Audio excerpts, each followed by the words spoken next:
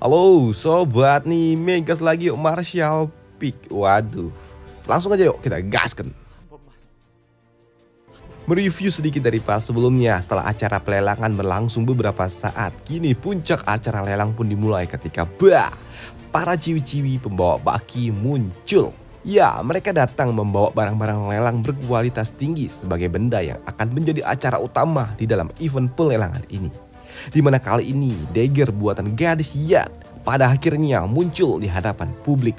Tapi sebelum pelelangan benda berharga itu dimulai, di sini Tante Bohai ini ia mengatakan kalau sebentar lagi salah satu dari 4 area terlarang akan segera dibuka. Dan tempat itu dibuka setiap 100 tahun sekali, dan siapapun yang berhasil masuk ke dalam tempat itu dan berhasil keluar dengan hidup-hidup, sudah pasti mereka akan mendapatkan panen yang sangat besar.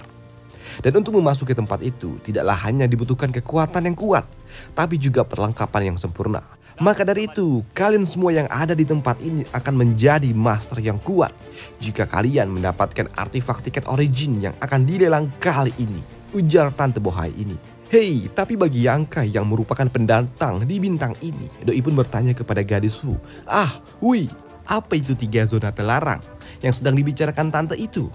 Iya, di sini gadis Wu ia pun menjelaskan kalau tempat itu adalah tempat misterius, di mana tempat yang kali ini akan terbuka adalah zona pasir api, di mana tempat itu sungguh sangat panas. Bahkan dulu ada seorang master yang ada di ranah origin Return yang memasukinya tanpa sebuah persiapan, dia berakhir dengan kematian. Bahkan artefak yang ia bawa aja juga harus hancur, meleleh karena suhu panas yang sangat-sangat luar biasa yang ada di dalam sana.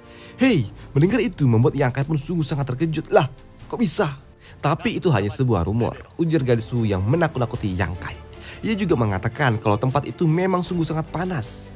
Tapi ada waktu di mana tempat itu akan sedikit mendingin untuk sementara waktu. Dan saat panas itu melemah, para kultivator mulai dapat memasukinya.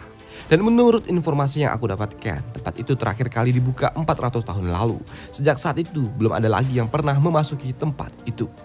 Mendengar itu membuat mata Yangkai pun menjadi hijau karena ia tahu dalam kurun waktu 400 tahun sudah pasti akan banyak sekali muncul benda-benda berharga, dan tidaklah heran Tante Bohai itu mengatakan kalau ini adalah kesempatan yang sangat langka untuk mereka.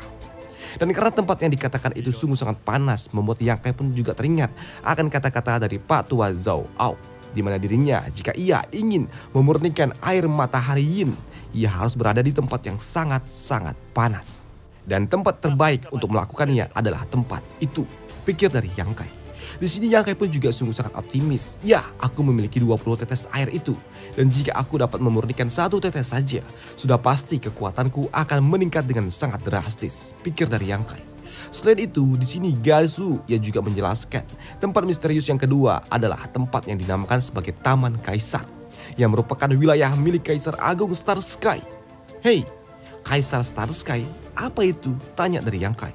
Ya, dari rumor yang aku dengar dulu kalau gugusan bintang Heng Luo ini dikuasai oleh master, yaitu Kaisar Agung Star Sky itu. Tapi entah apa yang terjadi, Kaisar bintang itu pergi dan tidak tahu kemana. Mendengar itu membuat Yangkai pun teringat dengan Kaisar Agung Star Sky karena ia pernah mendengarkan informasi itu, dan awalnya aku kira itu hanyalah sebuah mitos, ujar dari Yangkai. Lepas dari itu, di sini Yangkai pun juga bertanya, bagaimana caranya untuk masuk ke dalam Taman Kaisar itu? Tidak bisa. Tempat itu hanya muncul untuk beberapa saat, namun yang masuk ke tempat itu tidak ada yang pernah kembali. Hei, mendengar itu sungguh sangat disayangkan karena Yangkai menduga sepertinya di tempat itu menyimpan banyak sekali harta berharga. Aku sungguh sangat ingin pergi ke tempat itu, pikir dari Yangkai. Di sini Gaisu juga mengatakan tempat ketiga yaitu Pulau Jiwa. Tapi sayangnya tempat itu bukan cuma tidak pernah ditemukan, tapi orang yang menemukan tempat itu aja mati sebelum informasi itu sampai ke tempat lainnya. Dan untuk gadis Yan, ia sungguh sangat tidak menyukai pembicaraan itu. Tempat itu sungguh sangat mengerikan, ujar gadis Yan yang ini.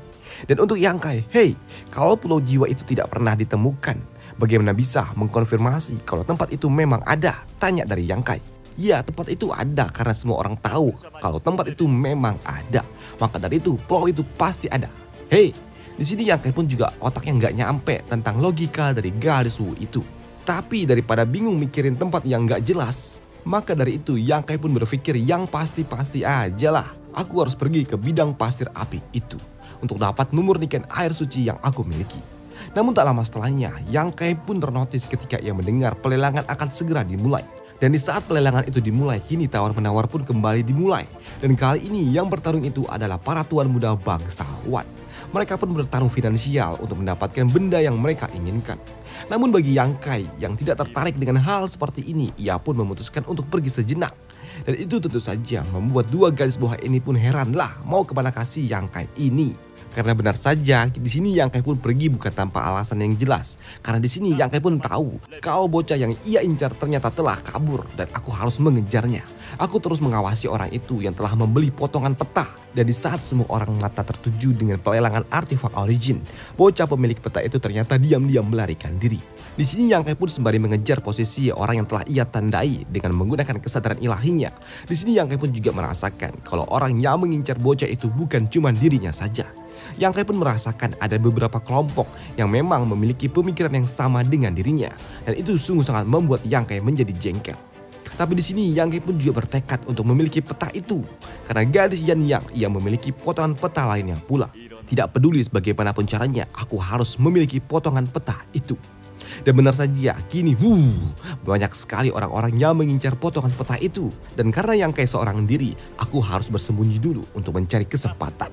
Dan untuk bocah pemilik peta, ya sial. Kenapa banyak sekali orang yang mengejarku? Seharusnya aku tidak membeli peta itu, sial. Merasa frustasi, di sini bocah itu pun harus, senior, tolong ampuni nyawa junior ini. Aku baru saja menembus ranah Saiyan King tingkat 1 dan aku tidak mau mati. Bahkan ia juga sampai harus berlutut dan mengeluarkan peta itu. Ini potongan petanya ada di sini. Jika senior menginginkannya, ambil saja. Dan benar saja si bocah itu pun tahu kalau ada banyak kesadaran ilahi yang menargetkan dirinya. Maka dari itu, senior, aku akan meninggalkan potongan peta itu di sini dan siapapun bebas untuk mengambilnya. Dan benar saja, tiba-tiba saja muncullah seorang pria. Dan itu membuat bocah pemilik peta ia langsung berlutut. Tuan muda, tolong ampuni nyawaku. Di sini bocah itu pun bersedia memberikan peta itu yang akan ditukarkan dengan nyawa miliknya. Dan begitu potongan peta itu diambil oleh kampret ini. Di sini bocah itu pun meminta untuk diserahkan cincin dimensi yang dimiliki oleh bocah peta. Dan begitu dicek, ternyata tidak ada potongan peta lainnya yang membuat bocah itu pun dihajar. Hei kampret, kalau kau tidak memiliki potongan peta lainnya, kenapa kau membelinya? Dan mendengar kalau bocah peta ini berharap mendapatkan harta potongan peta itu, membuat bocah kampret itu pun kesal dan ingin membunuhnya. Tapi begitu ia akan dihantam, di sini rekan dari si bocah kampret ini meminta agar tuan muda untuk menghentikan niatnya itu. Tuan muda, kita tidak dapat membunuhnya. Dan jika kita membunuhnya di tempat ini, pihak lain akan menduga kalau kita memiliki 2 potongan peta itu. Dan itu akan membuat kita mendapatkan masalah nantinya. Ya, mendapatkan masukan dari bawahannya. Di sini bocah kampret itu pun menyipak si bocah peta dan meninggalkannya di tempat ini begitu saja. Dan untuk bocah peta ini, kini ia pun didatangi oleh satu persatu oleh bocah lainnya yang memang mengincar peta itu. Hingga pada akhirnya Yang Kai pun yang datang terlambat, ia pun tidak mendapatkan apapun. Dan Yang Kai pun juga memberikan nasihat kepada bocah peta ini untuk berhati-hati di masa depan dengan apapun yang ia beli. Karena benda itu dapat membunuh bocah ini kapan saja. Pergilah kau pulang, bocah, ujar dari Yang Kai mengusir bocah peta ini. Dan untuk Yang Kai sendiri, doi sebenarnya tidak begitu mempermasalahkannya karena ia setelah menandai bocah kampret yang merebut peta itu. Setelah gagal mendapatkan potongan peta, kini Yang Kai pun kembali bergegas, kembali ke dalam event pelelangan dan ia bertanya, barang apa yang sedang dilelang? Ya, mereka sedang melelang Twin Dagger buatan gadis Yan, ujar gadis ini. Sudah di angka berapa? Tanya dari Yang Kai. Ya, sekitar 2,1 juta. Dan benar saja, dagger buatan gadis Yan ternyata terjual di harga 2,1 juta. Dan itu terjual kepada tuan muda dari sekte kaca berwarna. Di sini Yang Kai pun juga menyadari tentang beberapa hal. Karena event api akan segera dibuka. Para kultivator, mereka tidak sayang membuang uang mereka untuk memperkuat diri dengan senjata baru ataupun pil-pil haram lainnya. Bahkan untuk pil penahan panas terjual hingga 1,1 juta per butirnya. Dan itu sungguh diwajarkan mengingat tempat pasir api itu sungguh sangat panas. Namun untuk pelelangan ini, tante bohai ini ia mengatakan kalau kini saatnya melelang benda yang telah disiapkan secara khusus. Dan karena benda itu istimewa, maka dari itu benda itu akan didemonstrasikan langsung oleh ketua dari manajer Pavilion Harta Karun. yaitu Pak Tua Yan Pei. Ya, kemunculan Pak Tua ini membuat para netizen pun tahu kalau Pak Tua ini pasti ia akan menggoreng kata-kata untuk menjual benda ini lebih tinggi lagi. Dan untuk gadis-gadis mantap ini, mereka pun tidak menduga kalau ternyata senjata buatan gadis Yan menjadi bahan penutup di dalam event pelelangan senjata. Yang lihat. Sedangkan di ruang VVIP nomor 5, di sini Pak Tua Qian ia ditemani oleh 2 murid terbaiknya. Selain itu, Pak Tua Qian ia pun memanggil bocah lo. Bocah lo, berapa banyak kristal yang telah kau kumpulkan? Ya, murid ini mengumpulkan 50 juta sen kristal. Sesuai dengan apa yang Anda katakan, sambut bocah ini. 50 juta. Dan aku punya sekitar 30 juta. Dan jika di total ada sekitar 80 juta. Aku tidak tahu apakah ini cukup apakah tidak. Hei, melihat Pak Tua Qian yang seperti sedikit frustasi, membuat 2 bocah murid ini bertanya, Master, memangnya item final nanti apa? Apakah kita tidak bisa mendapatkannya dengan harga 80 juta? Tidak. Kau tidak mengerti, nak. 80 juta mungkin terlihat banyak, tapi bagi orang lain, mereka dapat memiliki lebih banyak lagi. Aku bisa katakan Shadow Moon Hall salah satu pasukan besar. Tapi tetap saja, masih ada kesenjangan yang sangat luar biasa bagi 3 pasukan teratas dari Sekte Kaisar Bintang, Thunder Python, ataupun Heaven Battle League. Bahkan untuk Sekte Kaca Warna aja, mereka lebih kuat memiliki pengaruh daripada kita. Master, memangnya sepertinya benda apa yang akan dilelang nanti? Tanya bocah ini. Kau bisa melihatnya nanti, sambut dari Pak Tua ini. Dan benar saja, kini sebelum item terakhir dilelang, kini ada satu item lainnya yang menarik perhatian dari Pak Tua dari pavilion lelang, yaitu suatu senjata. Dan begitu dibuka oleh Pak Tua itu, ternyata itu adalah cambuk batu yang disebut sebagai Dragon Strike White. Senjata ini memang sangat luar biasa, ditambah ketika didemonstrasikan oleh Pak Tua itu, memukau semua pihak yang ada di tempat ini. Pak Tua ini juga menjelaskan kalau artefak ini dibuat dari serangga kalajengking monster tingkat 9 dan dilengkapi dengan berbagai macam biji-bijian tingkat origin yang membuat senjata ini berada di level origin tingkat menengah. Bahkan senjata ini dapat menyesuaikan jarak jangkauannya sesuai dengan kemampuan dari penggunanya. Walaupun senjata ini tidak cocok bagi seorang pria, tapi senjata ini sungguh sangat luar biasa jika digunakan oleh kultivator wanita. Dan benar saja, kini salah satu murid ternama dari Sekte Kaca Warna yang bertekad untuk dapat memiliki senjata itu. Alasan aku tidak berusaha untuk membeli Twin Dagger itu karena aku mengantisipasi kemunculan barang yang lebih baik lagi, dan ternyata itu benar. Aku memutuskan untuk mendapatkan senjata ini, berapapun harganya. Tapi kampret tua itu ia menggoreng cerita yang membuat sainganku pasti akan bertambah banyak untuk dapat mendapatkan senjata itu, ujar gadis ini di dalam hati. Dan melihat ekspresi dari muridnya membuat master dari gadis itu pun berujar, tenang nak, kita pasti akan mendapatkannya. Ya, terima kasih bibi, ujar gadis itu. Ya, senjata itu pun akhirnya dimulai dibid di harga awal 1 juta sen kristal. Dan harga itu terus naik hingga ke 2 juta oleh salah satu dari tuan muda. Namun harga itu pun terus naik, dibid oleh para tuan muda dan juga nona muda dari keluarga bangsawan. Bahkan dalam sekejap mata harganya naik ke angka 3,2 juta. Namun melihat senjata itu memang sangat cocok untuk dapat digunakan oleh seorang wanita, membuat gadis ini, murid dari Shadow Moon Hall, ia juga menginginkannya. Dan melihat muridnya yang sepertinya menginginkan benda itu juga membuat Pak Tua Qian ia berujar, "Hei, apakah kau menginginkan artefak itu?" Tidak master, senjata itu terlihat sepertinya terlalu kejam, ujar gadis ini. Namun untuk murid laki-lakinya yang melihat pasangan dari gadis Xuan ini, ia pun lalu memasang bid sebanyak 3,5 juta untuk senjata itu. Tapi sayangnya harga itu masih belum cukup untuk dapat memiliki artefak itu. Karena di sisi lain gadis sekte dari Sekte Kaca Warna ini, ia pun membid dengan harga 4 juta karena ia memang menginginkan benda itu. Perang dagang pun terus terjadi hingga pada akhirnya pria ini ia ingin menebus dengan harga 5 juta. Namun ketika ia ingin menaikkan harga itu, bocah itu pun dihentikan oleh Pak Tua Qian. Karena jika kita berhasil memiliki benda itu, kita akan kehilangan kualifikasi untuk mendapatkan item final nanti, ujar Pak Tua Qian. Ya, walaupun artefak itu awalnya berhenti di harga 4,5 juta aja, tapi tiba-tiba saja ada seorang gadis dari keluarga kecil yang menaikkan harganya di angka 4,6 juta. Dan itu tentu saja membuat gadis ini sungguh sangat kesal. Namun kekesalannya tidak sampai di sana saja, karena ketika tiba-tiba saja Yang Kai ia menaikkan harga senjata itu ke angka 6 juta. Hei, melihat Yangkai menaikkan harga senjata di angka 6 juta membuat tante bohai ini ia pun berbisik kepada Pak Tua. Tetua, apakah kau yang mengatur ini semua? Ujar tante itu.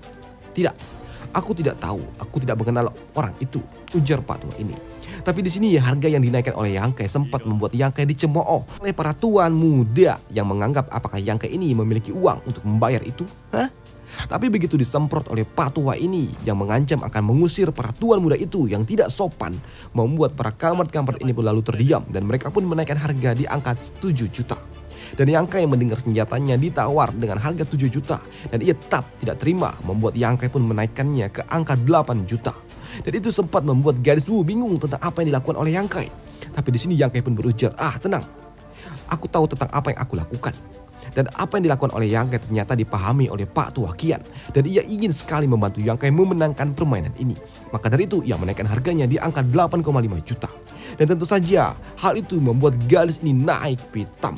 Maka dari itu ia yang memang menginginkan benda ini, ngebet ingin memiliki senjata itu, membuatnya harus berujar 9 juta. Dan karena harga 9 juta terlalu tinggi, membuat gadis ini pada akhirnya memiliki senjata itu, Dragon Strike Web. Waduh. Dan melihat senjata mereka terjual dengan harga yang sangat tinggi, membuat dua gadis bohai ini shock. 9 juta. Dan untuk Yangkai, ia pun paham tentang apa yang dilakukan oleh Pak Tua Kian yang telah membantu dirinya memenangkan permainan ini. Di mana Yangkai akhirnya menang, mendapatkan uang yang cukup banyak dari senjata buatan yang dijual oleh gadis Yanyang. Yang dibuat oleh gadis Yanyang. Aduh. Ya, dan karena semua item-item senjata telah terjual, yang artinya kini Pak Tua ini dari Pavilion Harta, ia ingin menjual suatu benda, sebuah pil yang hanya ada satu di seluruh bintang berbayang ini, atau Shadow Moon ini. Di mana Pak Tua ini pun membuka lelang untuk pil ini di harga 1 juta. 1 juta sering kristal untuk satu biji. Dan tidak boleh kurang dari 500.000 untuk setiap tawaran baru. Dan pil itu adalah pil kondensasi origin yang ada nadi pil di dalamnya. Dan tentu saja hal itu membuat mereka semua shock mendengar tentang apa yang dikatakan oleh Pak Tua itu. Ya, dan untuk Yangkai, ia tahu ini pasti akan berakhir dengan sangat menarik. Karena benar saja, tiba-tiba saja, wah, tawaran gila pun terjadi di mana-mana. Di mana mereka semua menjadi gila, heboh. Karena memang harga tawaran langsung naik dari 1 juta, naik ke 6 juta, 7, 10, 15, 20. Harga terus naik, bahkan mereka semua siap untuk membayar pil itu. Walaupun itu sampai harus menguras semua harta sekte yang mereka miliki. Bahkan tidak sampai di sana saja, harga itu pun terus naik melejit ke 20 juta hingga itu naik terus ke harga 50 juta yang membuat dua bocah ini pun bingung tentang apa yang terjadi. Master, apa semua orang ini telah menjadi gila? Meskipun pil itu sangat berharga, tapi harga itu tidak masuk akal, Master. Tidak.